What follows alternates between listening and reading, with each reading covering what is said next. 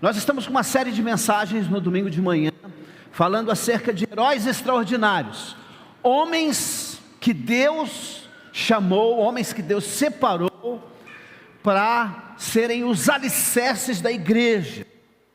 Desses homens Deus revolucionou o mundo. Interessante, porque o advento de Cristo mudou a maneira do mundo contar os dias, tá bom?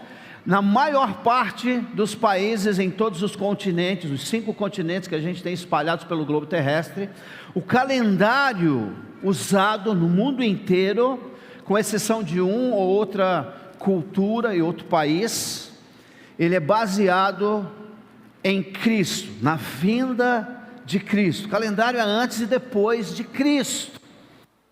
Mas o que aconteceu com Cristo foi numa comunidade pequena, numa região, bem pequenininha do Oriente Médio. Foi num país que na época era bem miudinho. Mas foi através desses homens escolhidos por Deus que o Evangelho invadiu o mundo. E nós estamos vendo então como que Deus tem transformado homens simples em heróis extraordinários. Nós não estamos falando de homens que podem voar, não. A gente não está falando de homens que com o seu olhar fulminante pode destruir ou explodir uma pedra, não. A gente não está falando de pessoas que podem passar a parede e atravessar para o outro lado. Não é nada disso. A gente não está falando de pessoas que podem congelar o outro, tacar fogo em alguém. Isso é produto da imaginação do ser humano. Nós estamos falando de heróis de verdade, homens e mulheres que revolucionaram o mundo na sua época, que foram transformados em heróis extraordinários pela mão poderosa do nosso Deus. Homens que nas mãos de Cristo fizeram diferença no seu tempo. Semana passada a gente viu Pedro, o impetuoso Pedro, o Pedro que se comprometia e nem sempre tinha capacidade de cumprir as suas promessas. O Pedro que estava sempre à frente, sempre na cabeça ali dos discípulos, tomando a frente, um homem que falava demais. E hoje a gente vai ver um homem que, se eu desse a oportunidade para você escolher um dos 12, a probabilidade de você nem citar o nome dele é muito grande, porque é um dos apóstolos do Senhor Jesus Cristo que pouco aparece em todo o Novo Testamento, mas ele teve o seu papel, ele teve a sua importância no grupo dos 12. E eu penso que no século 21 que nós estamos vivendo, nós precisamos de gente, nós precisamos de homens como Pedro, que toma a frente, que encabeça, que chama a responsabilidade para si. Mas homens como Pedro não seria ninguém se não fossem homens como André. E eu queria compartilhar com vocês hoje essa figura maravilhosa que é o apóstolo André, um dos 12 apóstolos escolhido pelo Senhor Jesus. E eu queria começar a nossa reflexão de hoje convidando você a abrir a sua Bíblia no Evangelho de João, capítulo 1, a gente vai ler dos versos 35 até o verso 32. Nós vamos tentar identificar na vida desse homem características que são importantes para homens e mulheres que Deus quer usar para a glória dele, para expansão do reino e para a edificação da sua igreja. Quem achou, diga achei. No dia seguinte o capítulo 1 de João vai falar que Jesus foi batizado por João Batista, e no dia seguinte, após o batismo de João, João estava novamente com os 2 dos seus discípulos, e esse João aqui é o João Batista, tá bom? Quando viu Jesus passar, João Batista olhou para ele e declarou na frente dos seus discípulos: vejam, aquele é o Cordeiro de Deus que tira o pecado do mundo, como eu havia dito a vocês. Ao ouvirem isso, os 2 discípulos de João seguiram a Jesus sorrateiramente. Jesus olhou em volta e viu que alguém o seguia. O que vocês querem? Perguntou Jesus. Eles responderam: Rabi, que significa mestre, onde o Senhor está hospedado? Venham e vejam, disse o Senhor Jesus. Eram cerca de 4 da tarde, quando os homens o acompanharam até o lugar onde Jesus estava hospedado, e passaram o resto do dia com ele. André, irmão de Simão Pedro, era um dos que ouviram o que João tinha dito acerca de Jesus e o seguiram. André foi procurar o seu irmão Simão e lhe disse: encontramos o Messias, isto é, o Cristo, o Filho do Deus vivo. Então André levou Simão para conhecer Jesus, e olhando para ele, Jesus disse: você é Simão, filho de João, mas a partir de agora será conhecido como Cefas, que quer dizer pedra, e se você preferir, Pedro. Vamos orar? Amado e bendito Deus, a razão de nós estarmos aqui nessa manhã, e de irmãos que nos acompanham por meio da rede social, os meios de comunicação, é que nós queremos ser alimentados pelo Senhor. Nós oferecemos louvores em honra do Teu nome. Nós reconhecemos o Teu sustento e o Teu cuidado através dos dízimos, através das nossas ofertas. Nós também queremos, ó Deus, colocar nossos dons, talentos e ministérios a serviço do Senhor. Mas nesse momento, nós pedimos que pela atuação poderosa do Teu Espírito Santo, a Tua palavra ilumine as nossas mentes e corações, e que produza vida em nós, para a glória do Senhor. Nós oramos em nome de Jesus, amém. Em quase todas as vezes que o nome de André aparece no Novo Testamento, ele é citado como irmão de Pedro. Ele nunca é citado primeiro, ele sempre é citado em segundo e nem sempre segundo. Para muita gente,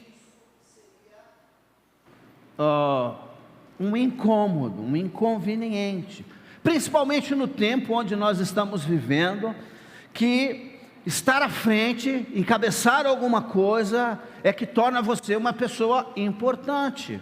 No Brasil, por exemplo, o vice não serve para nada. No futebol, por exemplo, se o time não ganha o título, ele é esquecido. Ninguém conhece os vice-campeões dos campeonatos, todo mundo conhece os campeões. Então nós vivemos numa sociedade que nos pressiona a querer ser o melhor, a querer estar na frente, a querer ser visto pelos homens, para a gente se sentir valorizado, irmãos. Quando a gente vai para o Novo Testamento, os valores do reino de Deus são colocados em contraposição aos valores do reino desse mundo. No reino desse mundo, ser bem-sucedido é você de alguma maneira estar à frente ou acima de alguém. No reino de Deus, você ser o servo, o apoio, aquele que promove o outro, é que torna você medalha de ouro. Não é necessariamente quem está à frente que ganha o melhor prêmio, não é necessariamente quem está à frente que leva a medalha.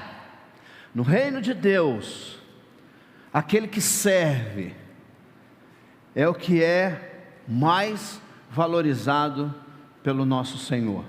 De modo que, quanto maior é a responsabilidade que nós temos sobre os ombros, né?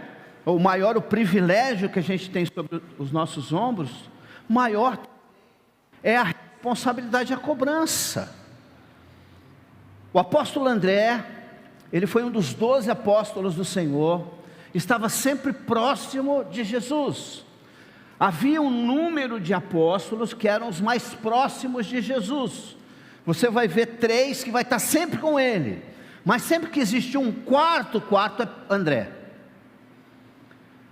3 discípulos estão sempre com Jesus, e quando tem um quarto, o quarto, sem dúvida nenhuma, vai ser André, e ele vai aparecer em vários lugares no ministério de Jesus. Ele não vai estar tão próximo de Jesus, ou aparentemente tão próximo de Jesus, como Pedro, Tiago e João, que é o pelotão de elite do Senhor Jesus. E eu penso que era a humildade e a simplicidade de André que fez com que ele se tornasse quase que invisível entre os apóstolos. E isso não é defeito, isso é virtude para quem serve ao Senhor. O nome de André, por incrível que pareça, apesar dele ser judeu, de descendência judaica, é um nome grego. E isso fala muito para mim e para você, ou pelo menos deveria falar para mim e para você. Ele era natural da cidade de Betsaida, lá na Galileia, região norte de Israel. E era uma região de tráfico, era uma região onde comerciantes ali trafecavam o tempo inteiro por terra.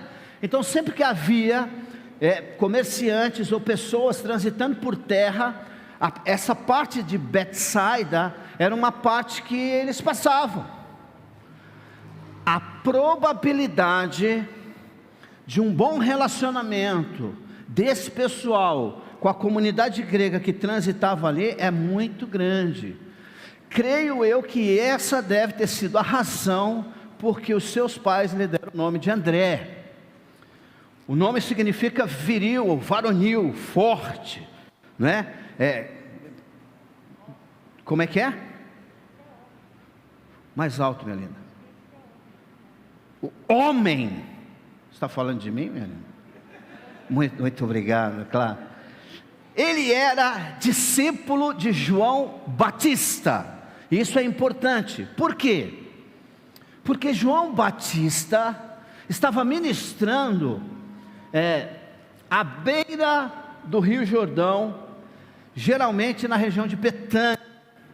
Entre Betsaida e Betânia, o trajeto era longo, o que me faz pensar que para ser discípulo de João Batista, ele não foi alguém que simplesmente ouviu João Batista, ele foi alguém que aderiu ao ministério de João Batista e era identificado como seguidor desse profeta do Senhor, o que significa que ele deve ter gastado tempo com João Batista, na função, no trabalho que ele tinha de pescador, e a gente vai descobrir isso depois em Mateus e Marcos. Mateus capítulo 4 diz que ele estava pescando quando foi chamado por Jesus.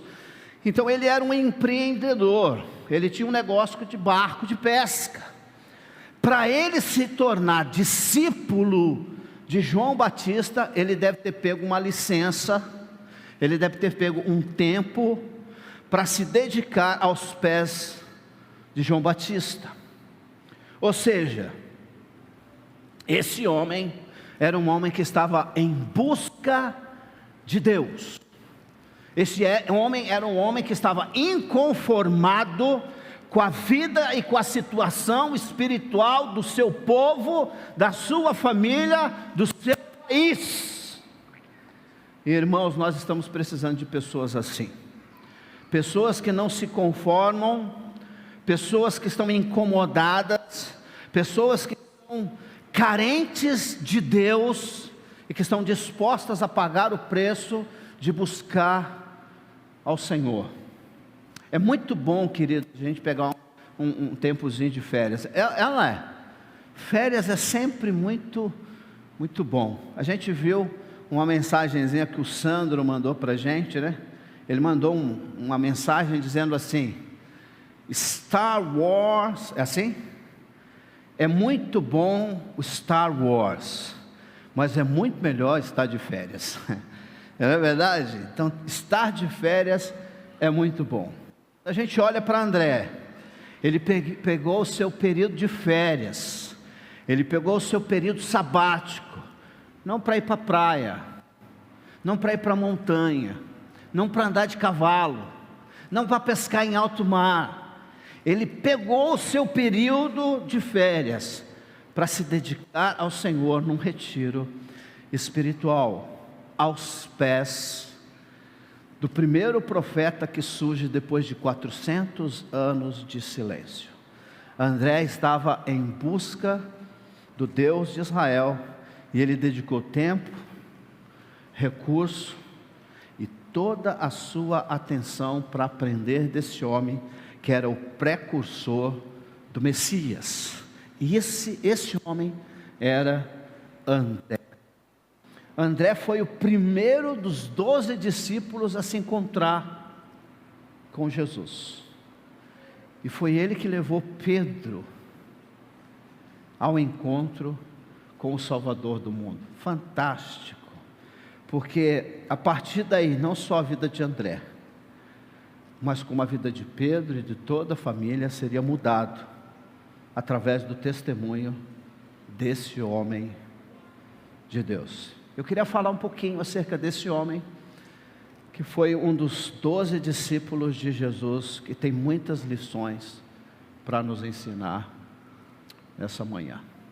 Eu selecionei 3 textos para a gente meditar, e tentar traçar nesses 3 textos o caráter e a característica marcante desse homem, que eu e você precisamos aprender para nos tornar verdadeiros heróis extraordinários na mão do nosso Deus. Eu creio, irmãos, que Deus continua usando homens e mulheres que se dispõem a servir, que dispõem do seu tempo, dos seus recursos, dos seus talentos, para glorificar o nome do Senhor, expandir o reino de Deus e edificar a igreja do Senhor. Quem acredita nisso, diga amém.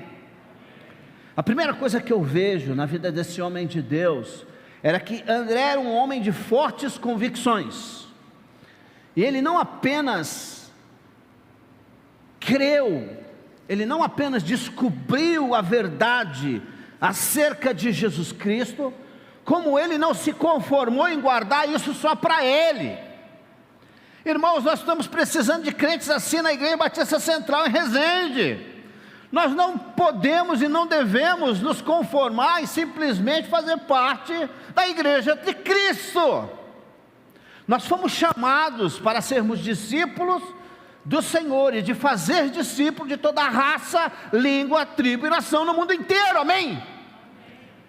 Isso significa que dentre os 130 mil habitantes, mais ou menos, da cidade de Resende, tem muita gente que ainda precisa conhecer e desfrutar da graça de Deus por meio do Evangelho.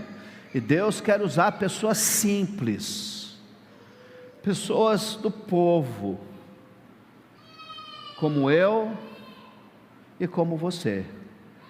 Mas para isso, você precisa aprender a ser como André. Você não pode se deixar levar por todo vento, toda onda de doutrina. Você tem que ter fortes convicções acerca de quem é Jesus. Quando ele descobre quem é Jesus, ele não está traindo João Batista, tá, irmãos? Ele não está sendo um traíra, não, mas ele estava seguindo João Batista, ele abandonou João Batista para seguir Jesus, não. João Batista não veio para ter seguidores, João Batista não veio para fazer discípulos dele mesmo, João Batista veio preparar Messias, ele veio preparar o ambiente, o coração, a alma, o espírito do povo de Deus para receber o Salvador. O papel de João Batista não era ser o primeiro, e André era um bom discípulo, era um bom aprendiz, porque ele aprendeu com João Batista que importava que Cristo crescesse e que ele diminuísse. Ele aprendeu muito bem a lição. Nós vemos no relacionamento de Pedro e André, Tiago e João, os 4 eram bem próximos, os 4 tinham a mesma função, a mesma profissão, e muito provavelmente os 4 eram amigos desde longo tempo. E dentre esses 4, Pedro era o impetuoso, e André era o homem de fortes convicções. Se contentava simplesmente em descobrir a verdade, ele tinha que dividir a verdade com outras pessoas, e ele tinha capacidade de identificar potencial na vida do outro. Ele sabia que Pedro era alguém de muita expressão. André sabia que Pedro poderia ser uma peça fundamental no reino de Deus, e um herói extraordinário se fosse bem lapidado e conduzido por Jesus. Esse era André, mas também aquele que encorajava outros a se tornarem discípulos de Jesus. Ele não fez como a mulher samaritana. Você lembra a mulher samaritana? Quando a mulher samaritana, ela descobre quem Jesus é, ela chega para o seu povo e diz: olha, acabei de conhecer um homem que falou tudo acerca da minha vida. E ela diz assim: não seria esse o Cristo? Não seria esse o Cristo? Não é assim que André faz. Quando ele encontra Pedro, que também era discípulo de João Batista, ele diz assim: encontramos o Messias. Eu lembro quando eu cheguei na minha casa, depois de ter tido um encontro pessoal com Jesus. E quando eu digo um encontro pessoal, não foi que ele desceu do céu e veio conversar comigo, não. Foi o Espírito dele que explodiu no meu coração e na minha mente, para que eu pudesse entender a verdade do Evangelho. Foi o Espírito de Deus que iluminou os meus olhos e me mostrou que eu era um perdido pecador, caminhando em passos largos para o inferno, mas que Deus, por conta do seu amor extraordinário, enviou o seu Filho, para que todo aquele que nele crê não pereça, mas tenha a vida eterna. Quando eu entendi o que Deus fez por mim, quem era Jesus Cristo, a oferta que Deus estava fazendo na minha vida, eu cheguei na minha casa e eu queria inflamar todo mundo com a minha descoberta. Eu lembro que quando eu cheguei para minha irmã mais velha, né, eu falei para ela assim: eu encontrei Jesus. Ela deu uma gargalhada da minha cara, eu lembro como se fosse hoje. Ela deu uma gargalhada da minha cara, Júlio, e ela falou assim: Fernando, eu conheço você, desde que você nasceu. Eu dei banho quando você ainda usava fralda, eu troquei as suas fraldas. E ela disse assim para mim: isso é fogo de palha. E a resposta que eu dei para ela foi o seguinte: o tempo vai dizer quem é que está com a verdade, se eu tive ou não a minha vida transformada pelo Evangelho da graça de Deus. Quando André descobre que Jesus é o Cristo, a primeira coisa que ele faz é ir atrás do seu irmão Pedro. Deixa eu perguntar uma coisa para você que é muito importante. Qual é a relação, ou qual é o nível de intimidade que você tem com os seus familiares? Qual é o tipo de comunhão que você tem com os seus, da sua família? E o quanto você os ama? Porque é impossível você amar alguém e deixar ele de fora do projeto que Deus tem para mim e para você. André não só descobriu a verdade, mas ele quis também que o seu irmão desfrutasse disso. E aqui é um desafio para mim e para você. Ao descobrir quem Jesus é, não é suficiente ter fortes convicções. Nós precisamos levar os da nossa casa ao encontro do Senhor. Alguém pode dizer amém? Esse é o desafio que Deus colocou na sua mão. Esse é o desafio que o Senhor colocou na sua mão. Agora, uma coisa interessante é o seguinte, é que André parece que era uma pessoa dedicada a um relacionamento próximo, pessoal. Ele não era um grande pregador das multidões, mas ele era alguém de relacionamento. Eu estou ouvindo um pouquinho de eco, dá para baixar um pouquinho o som nosso aqui, por favor? Era alguém de relacionamento, alguém que se envolvia, se importava com as pessoas. Ele não era aquele que pregava para 3.000, para 5.000, mas ele era aquele que discipulava, aquele que se aproximava das pessoas intencionalmente. O propósito é levá-las a Cristo, e nós precisamos de gente assim na Igreja Batista Central em Resende. Amém, irmãos? Torne-se você um discipulador, mulher de fortes convicções, mas que também se importa com as pessoas e que se aproxima dela com a intenção de conduzi-las até Cristo. Ele vai abençoar você sobremaneira. A segunda coisa que eu vejo aqui era que André era um homem de bom senso, aquele tipo de gente que consegue trazer equilíbrio, não é? Que consegue estabilizar uma situação de crise e de necessidade. Um outro texto que fala de André é em João capítulo 6, na multiplicação dos pães. Abra a sua Bíblia em João capítulo 6, versos 8 e 9. Lembra que João vai apresentar essa multiplicação dos pães como algo intencional de Jesus.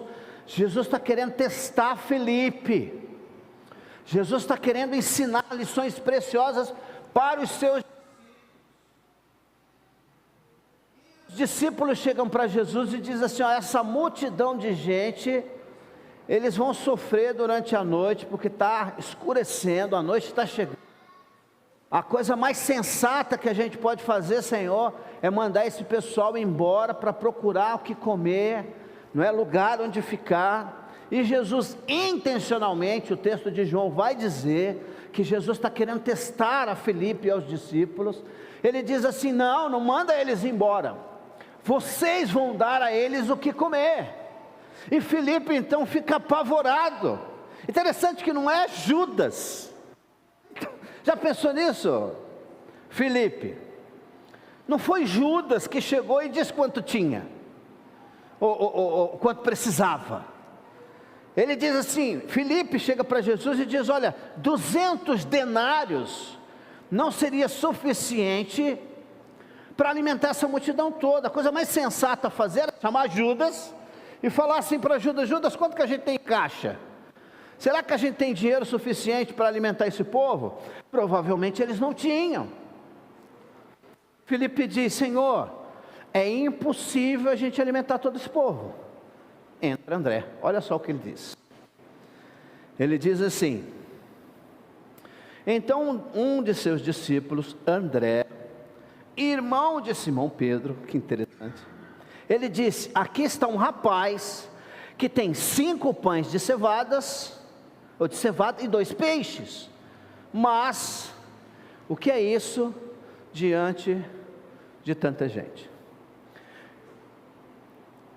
De ontem para hoje, não é? A minha cabeça estava borbulhando na medida em que eu estava olhando mais de perto para a vida de André. é um fato para mim, para você, e é uma característica de todos nós, é que nós temos uma facilidade muito grande de identificar problemas. Nós temos uma facilidade muito grande de encontrar defeitos. Nós temos uma facilidade muito grande de olhar para a situação e encontrar os erros. Mas geralmente nós temos muita dificuldade em oferecer uma solução. E às vezes a gente não faz isso, porque a gente acredita que o que a gente tem é insignificante diante da grandeza do problema. O que a gente possui é nada em comparação com o tamanho, a dimensão do buraco, do rombo. André não era assim. André era aquele que usava o senso, você não tem para alimentar 5.000, mas quanto você tem? E ele diz assim, olha, eu não tenho nada, mas tem aqui um rapaz que tem 5 pães e 2 peixes. Mas isso não é nada para André, mas é o suficiente para Jesus. E isso eu queria dividir com você. Irmãos, não menospreze os recursos e oportunidades que Deus dá para você. Não despreze chances. Não despreze situações em que você pode se tornar instrumento de Deus para Ele fazer grandes coisas, ainda que o que você tem a oferecer, que a sua solução seja insignificante. O André olha a dimensão do problema, ele enxerga um rapaz, e ele traz esse rapaz para Jesus.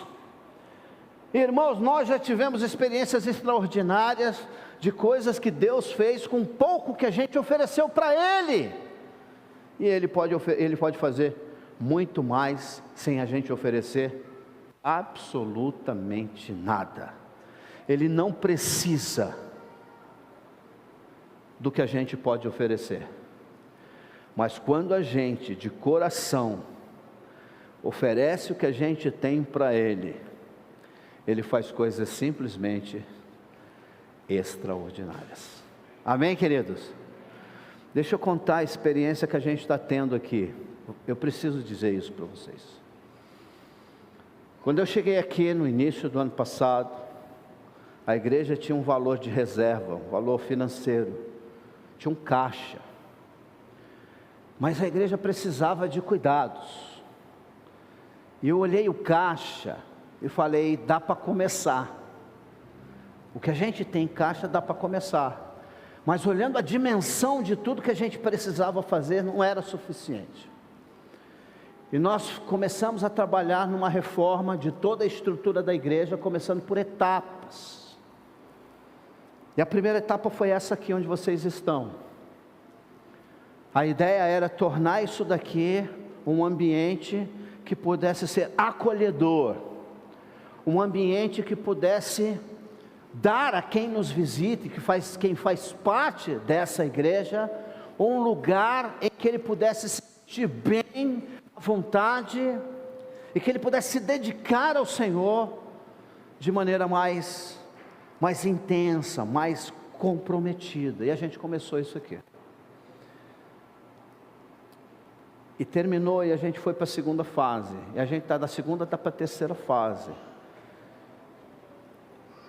E vocês precisam passar lá. Na verdade, assim, a gente está para preparar um testemunho, um relatório da reforma para apresentar para vocês. Mas não me pergunte de onde os recursos estão vindo, porque eu não tenho condições de dizer. O que eu posso dizer para você é o seguinte, é que quando você sabe quem Jesus é, confia nele, e entrega o pouco que você tem, Ele faz com que esse pouco multiplique, e Ele é capaz de operar milagres, na minha vida, na sua vida, e na vida de toda a nossa comunidade. Essa não é a maior igreja de Resende, irmãos, existem igrejas muito maiores do que essa, mas eu encaro a responsabilidade de evangelizar essa cidade como responsabilidade dessa comunidade, ainda que hajam outras maiores do que a gente. O que André está fazendo é a mesma coisa. André era um homem de bom senso, daquele tipo que estabiliza e ajuda em situações de necessidade. Mal sabia ele o que Jesus ia fazer. Mal sabia ele o que Jesus estava para fazer.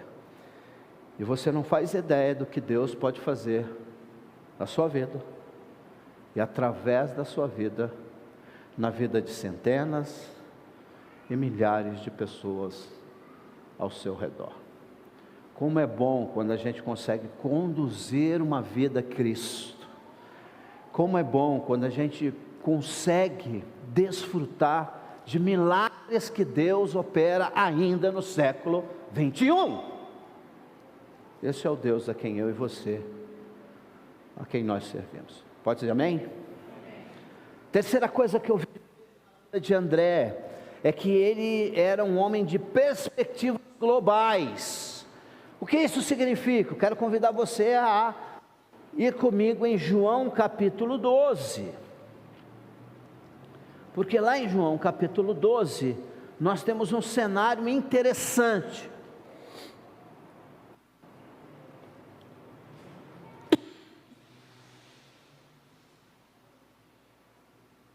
O cenário, lá nos versos 20 a 22, diz o seguinte: alguns gregos que tinham vindo a Jerusalém para adorar durante a festa da Páscoa, procuraram Filipe. E olha só que interessante, e esses detalhes não podem ser perdidos, tá bom? Olha só que interessante, eles procuram a Filipe, e essa é a primeira coisa que me chama a atenção. E a segunda coisa que me chama a atenção é que João intencionalmente diz de onde Filipe é. Ele diz assim: de Betsaida da Galileia, o mesmo lugar de onde era André, não é? E lhe disseram: por favor, gostaríamos de ver Jesus. Filipe, no entanto, falou a esse respeito com André, e os dois foram juntos falar com Jesus. Bia, você consegue encontrar as nuances desse texto, os detalhes desse texto. Os gregos procuram Filipe. Fabiana, por quê? Já parou para pensar? Por que os gregos procuram Filipe? Sabe, Filipe, por que eles procuraram você? Não? Não? Primeiro, Filipe é um nome grego. Filipe é um nome grego, assim como André. Os dois são nomes gregos. Eu não sei se você já teve a oportunidade de sair do Brasil para outro país, mas quando você vai para outro país, é como se você saísse da terra e fosse para outro mundo. É como se saísse do seu planeta e fosse para Marte, para a Lua, ou para qualquer outro lugar, porque sai do seu ambiente natural. Tudo fica estranho.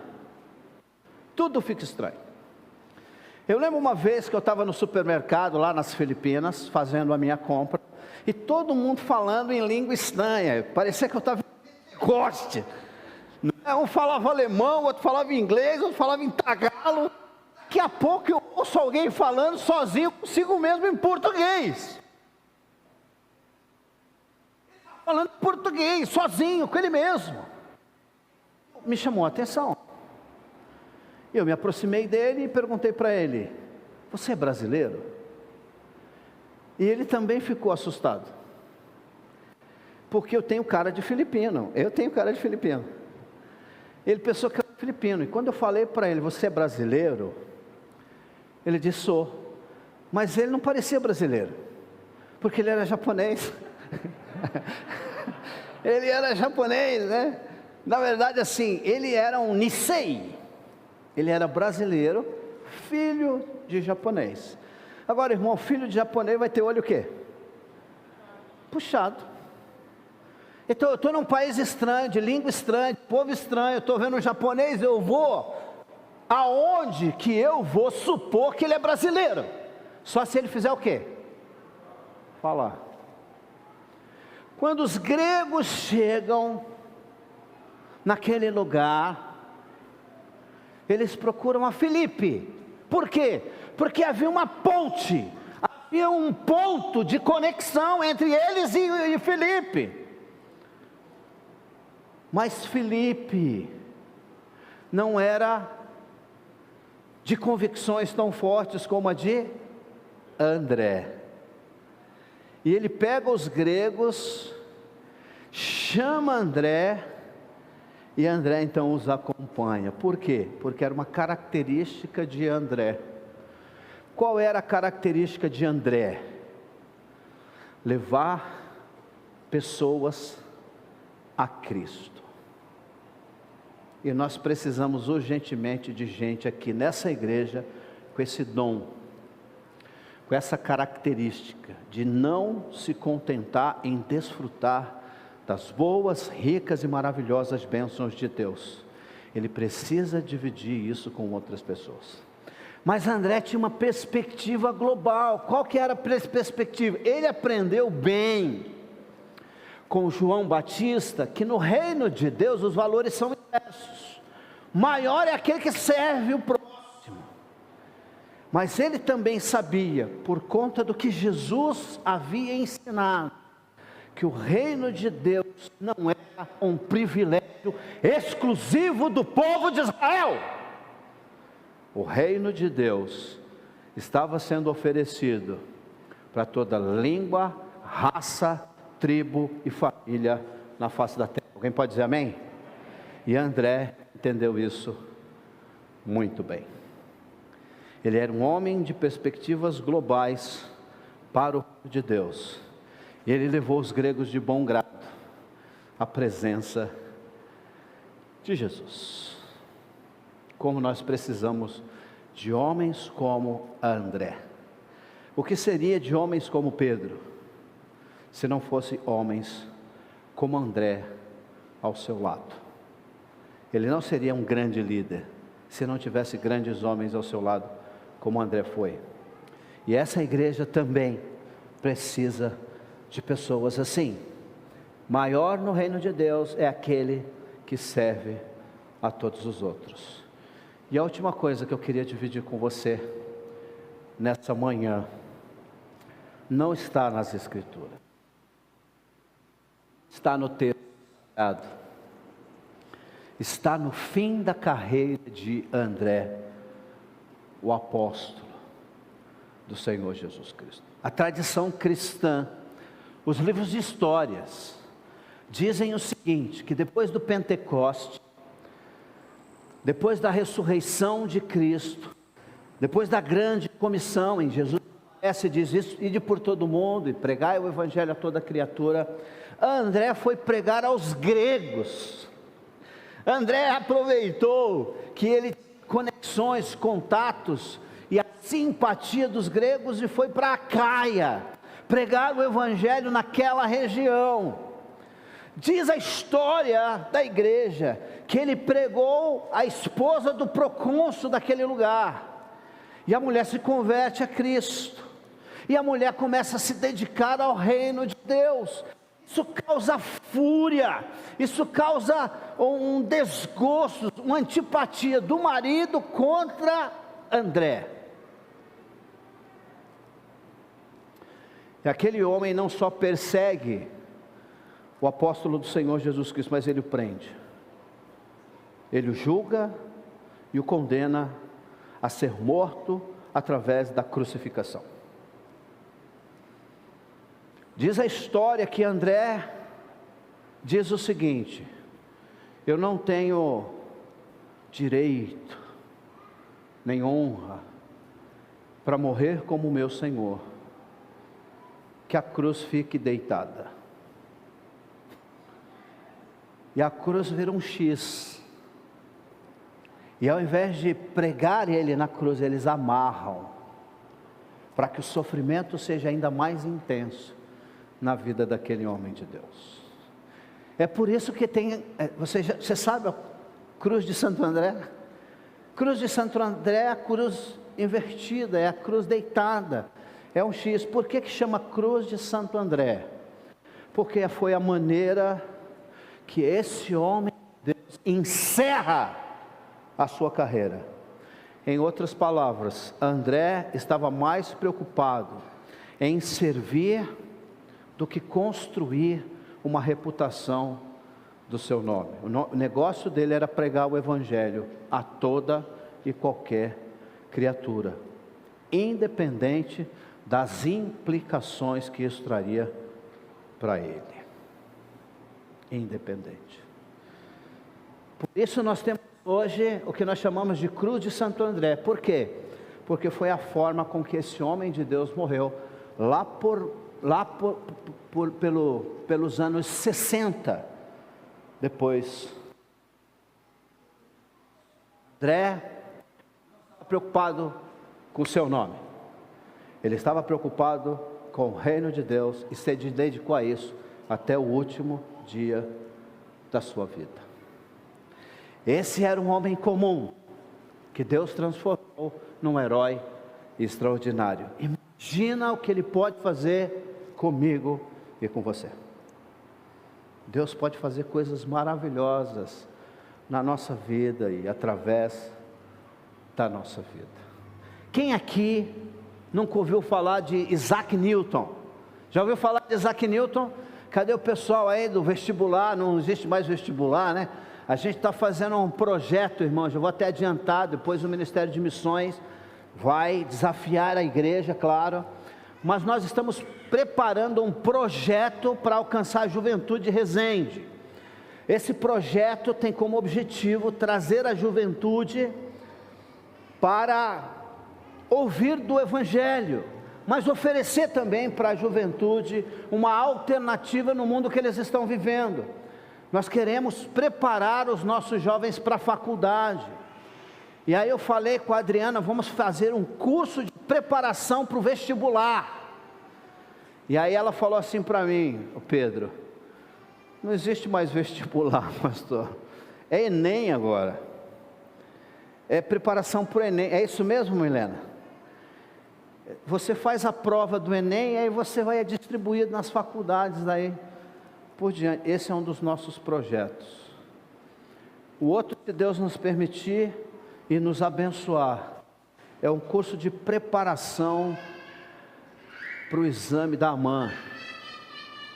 Que Deus nos abençoe para alcançar a juventude dessa cidade, pois nós queremos ver os nossos jovens rendidos aos pés de Jesus. Alguém pode dizer amém? Isaac Newton foi aquele que descobriu a lei da gravidade.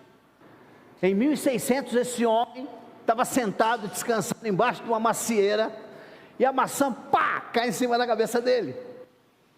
Bota a mão na cabeça, fica indignado e tchan, dá um tchan para ele, e ele descobre a lei da gravidade. E a partir daí, ele revoluciona os estudos astronômicos. Ele foi aquele que deu o pontapé para o grande avanço da ciência astronômica. Então nós todos conhecemos Isaac Newton. Já ouviu falar em Edmund Halley? Ninguém sabe quem é esse homem. Ninguém sabe quem é Edmund Halley. Quem é esse cara? Eu vou dizer para você quem foi ele. Esse homem foi quem desafiou Isaac Newton a publicar o seu material. Na verdade, ele não só desafiou, ele pagou, ele financiou a publicação da descoberta de Isaac Newton, que começou a receber os lucros e os créditos imediatamente. Mas ninguém ouviu falar de Edmund Halley enquanto ele viveu. Só depois da morte dele é que ele foi honrado. E aquele cometa, quem já ouviu do cometa Halley? Quem aqui já ouviu falar do cometa Halley?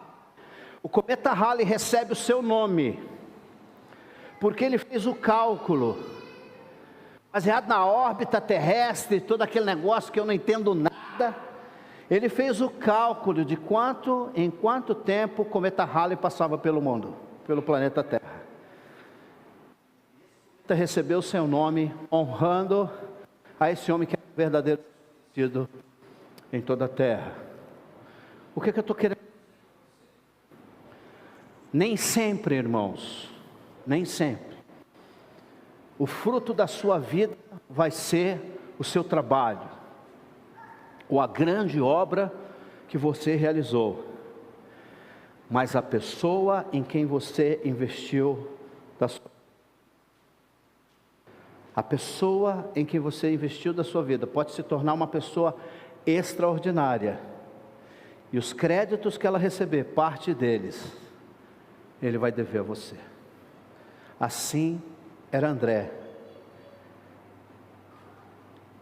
Pedro foi o grande pregador do Pentecoste. Foi através de Pedro que 3.000 pessoas se converteram numa tacada só. Mas Pedro não seria um grande pregador se não tivesse sido conduzido a Jesus pelo seu irmão. E aqui eu queria que você olhasse com bons olhos, identifique os valores, o potencial, a capacidade dessas pessoas e invistam nelas, porque você pode não ser aquele grande homem, aquele homem de expressão, que muita gente sonha em ser, mas aquela pessoa pode ser, para conduzir ela. Nas mãos de Jesus, as coisas podem alcançar dimensões que você jamais pôde imaginar. Eu queria terminar as lições preciosas que eu... Primeira, é importante nos preocuparmos mais com a vitória para a equipe, para o grupo, para o time, do que em conquistas pessoais. André sabia disso. Eu vou repetir. É importante nos preocuparmos mais com o bem-estar, com a vitória que beneficia o todo, do que em conquista. A gente aprende com André. Segunda coisa, nós podemos ter uma temporada com Pedro, mas geralmente, provavelmente a gente vai ter uma vida como a de André. O que isso significa? Pode ser que em algum momento da sua vida você tenha uma medalha de ouro, pode ser que em algum momento da sua vida você seja destacado em alguma coisa. No meu primeiro curso teológico, eu fui o orador da turma, sabia disso?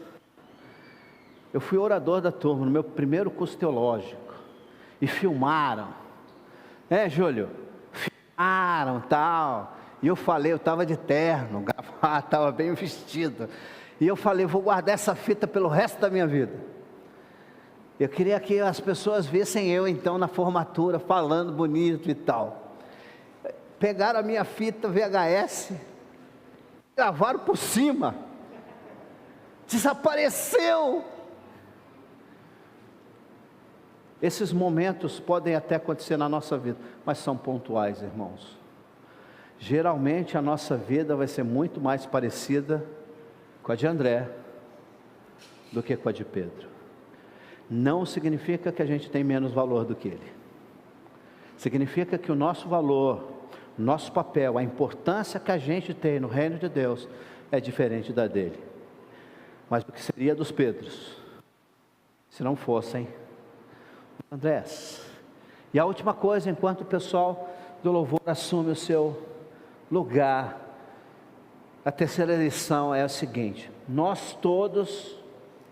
nem todos nós fomos chamados para liderar como Pedro, nem todos, mas seguramente, eu não tenho dúvida nenhuma, de que todos nós somos chamados por Deus para servir como André.